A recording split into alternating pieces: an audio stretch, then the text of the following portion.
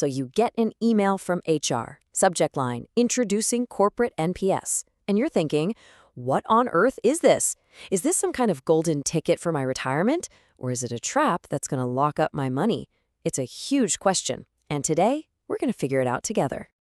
Hey everyone, and welcome to India Explained. Our whole deal is right there in the name. We take anything and everything, and we explain it simply. If that sounds like your kind of thing, do us a huge favor and hit those like and subscribe buttons. It really helps us out and make sure you won't miss what's next.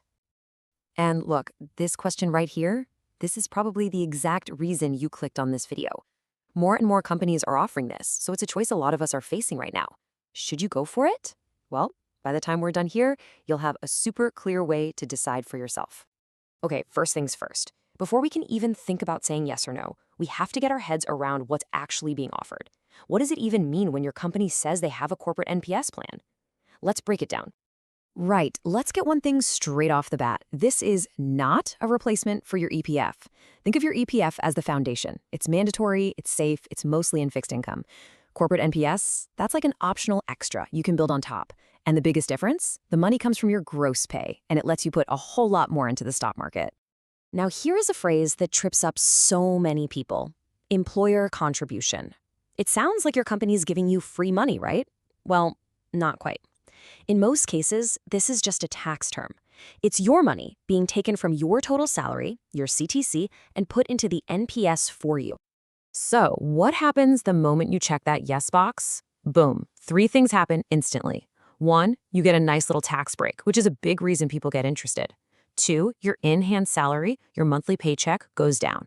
And 3, you are now automatically saving for retirement. It's the classic trade-off: a little less cash today for tax savings and a bigger nest egg tomorrow. And this really gets us to the core idea, the whole philosophy behind the NPS.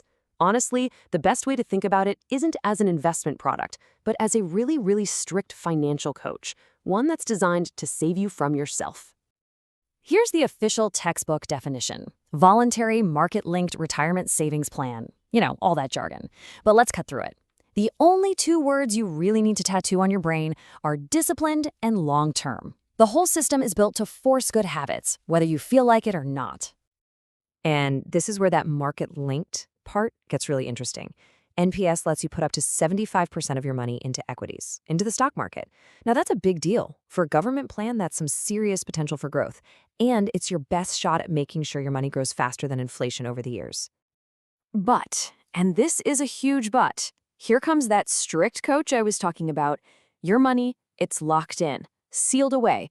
You can't touch it until you are 60 years old. This is the system's way of making absolutely sure you don't raid your retirement fund for a new phone or a vacation. It's a serious, long-term commitment. And that coach doesn't let up even when you retire.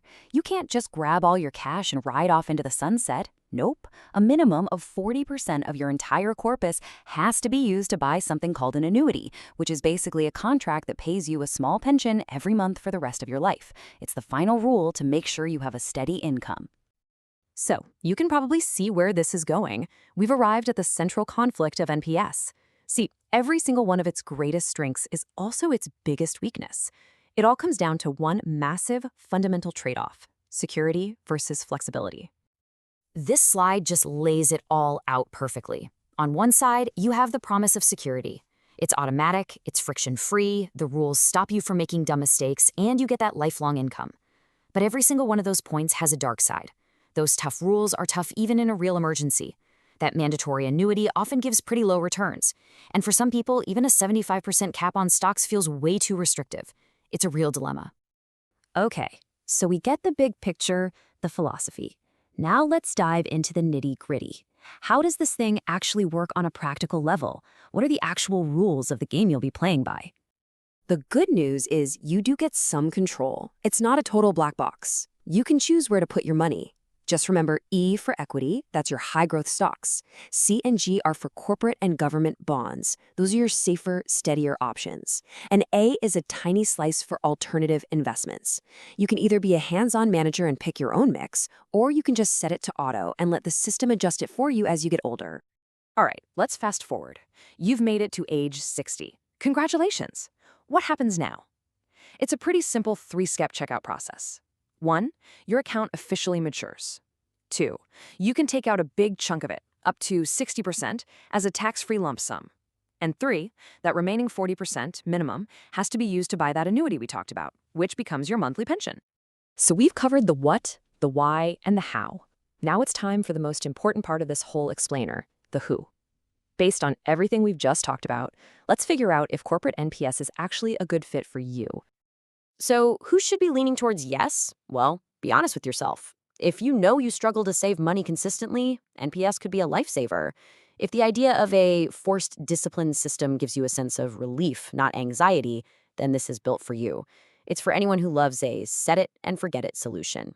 Oh, and a little pro tip, if you already have a personal NPS account, joining the corporate one is kind of a no-brainer for the extra tax benefits. But on the flip side, who should probably steer clear? If you absolutely need a higher take-home salary right now, this might not be the right move. If you are a disciplined, hands-on investor who wants total control, man, the rules of NPS will probably drive you nuts. And it's definitely not ideal if you're planning an early retirement or if you're an aggressive investor who wants to go all in on stocks. Which brings us right to the end. As you can tell, there's no single right or wrong answer here. It is a deeply personal choice, and it all boils down to one single fundamental question you have to ask yourself. Just take a second and really think about this. What do you value more? Is it the peace of mind that comes from an automated system that forces you to do the right thing? Or is it the absolute freedom and control to manage your own money your own way for better or for worse? That right there is the entire NPS dilemma in a nutshell. So I'm genuinely curious, where do you land on this? Are you team security or team flexibility? Drop a comment below and let us know your thought process. There's no wrong answer, and I'd love to see what you all think. And that is our deep dive into the corporate NPS dilemma. If this helped you get some clarity, please give this video a like and of course, subscribe to India Explained so you don't miss our next simple breakdown. Thanks so much for joining us, and we'll see you in the next one.